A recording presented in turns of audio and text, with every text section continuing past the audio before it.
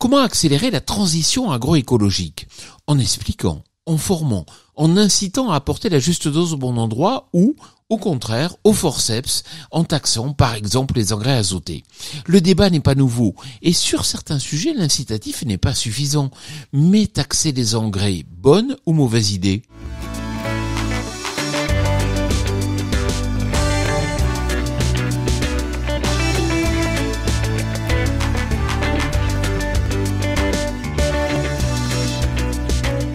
Cette semaine, une fois n'est pas coutume, ce n'est pas la rencontre d'un agriculteur mais d'un député que je vous amène, car un projet de loi visant à taxer les engrais a fortement agité les campagnes. Jean-Luc Fugit, taxer les engrais pour accélérer la transition agroécologique. Franchement, ce n'est pas un peu préhistorique comme méthode, d'autant plus que vous êtes un chimiste de formation. Je suis chimiste et fils de paysan, vous voyez, donc non, c'est pas une histoire d'être préhistorique. Ce qui m'intéresse, c'est de diminuer donc les émissions de protoxyde d'azote et les émissions d'ammoniac. Et donc il y a un objectif qui est fixé, une trajectoire. Et donc dans le projet de loi climat et résilience, le plus important, c'est peut-être pas l'article 62 de la loi, c'est plutôt l'article 63, c'est-à-dire celui qui fixe les objectifs.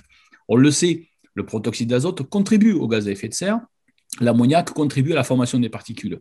Et il ne s'agit pas de dire que l'agriculture est la première source des émissions de particules en France, ce n'est pas vrai. C'est la troisième à égalité à peu près avec l'industrie, la première étant le chauffage au bois non performant, la deuxième étant les transports. En revanche, si on veut jouer sur tous les leviers, à la fois pour les gaz à effet de serre et à la fois pour la pollution de proximité, on est obligé d'essayer d'agir sur tous ces leviers et donc sur le levier agricole comme sur d'autres leviers.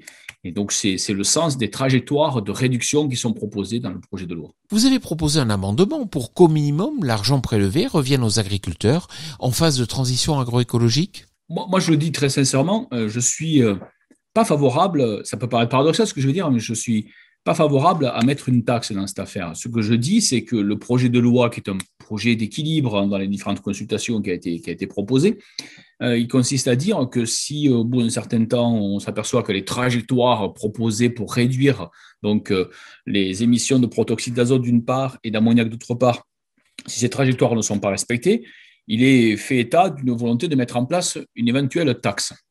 Et donc, moi, ce que je proposais dans mon amendement, c'est que si cette taxe devait être mise en place, pas avant 2024 ou 2025, et en espérant sincèrement qu'elles ne soient pas mises en place, je dis que si jamais elle se met en place, il faut que les recettes soient intégralement affectées à l'accompagnement du monde agricole pour justement l'accompagner sur cette transition agroécologique. Parlons-nous franchement, le monde agricole français, sincèrement, et je ne dis pas ça pour faire plaisir, je le pense vraiment, est un des mondes agricoles les plus vertueux. On le sait. On le voit sur ce qu'on a fait avec le glyphosate, par exemple, depuis 2017. Le seul grand pays d'Europe qui a diminué de 30%, et ça va être 50% cette année, les usages du glyphosate, qui a engagé une stratégie, c'est la France. C'est le seul. Après, il y a un petit pays comme le Luxembourg, mais le seul grand pays d'Europe qui a une stratégie, c'est la France. Quelles seront les prochaines échéances? Aujourd'hui, le projet de loi donc, va vivre sa vie. Il va être adopté donc, au courant 2021, puisque là, on va rentrer en séance publique à l'Assemblée nationale, après la commission, après il va aller au Sénat, il va sûrement revenir, il y aura peut-être des accords. Bon, bref, on va dire que 2021, c'est l'année de la loi. Après, il y a la promulgation, il y a les décrets d'application, tout ça, ça va arriver en 2022. Et puis, le texte de l'article 62, il dit que cette taxe éventuelle, elle serait mise en œuvre que si on observait pendant 2 années consécutives que la trajectoire de réduction donc des usages d'engrais azotés, c'est-à-dire des émissions derrière de protoxyde d'azote et d'ammoniac, donc c'était observé pendant 2 années consécutives, à ce moment-là, éventuellement, on mettrait en place une telle taxation.